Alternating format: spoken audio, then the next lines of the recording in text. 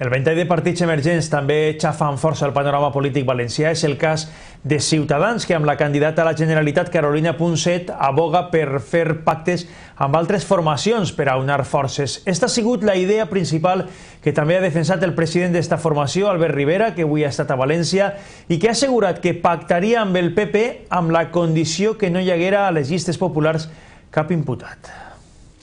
Tindre la clau del govern a les Corts Valencianes és l'objectiu de Ciutadans en la comunitat. I és que Albert Rivera no descarta pactes.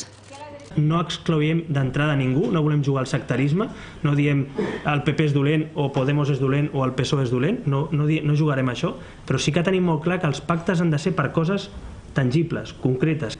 Amb nosaltres no cal que vinguin a veure'ns si no fan neteja els que se sentin amb nosaltres. Quan dic neteja és que no poden haver-hi llistes amb imputats per corrupció política com ha tingut el Partit Popular durant anys a la Comunitat Valenciana. És a dir, la corrupció i un pacte amb Ciutadans és incompatible. El líder de la formació ha estat a València per presentar la seva candidata per a presidir la Generalitat. Carolina Punset ha obtingut 700 dels 103 avals exigits.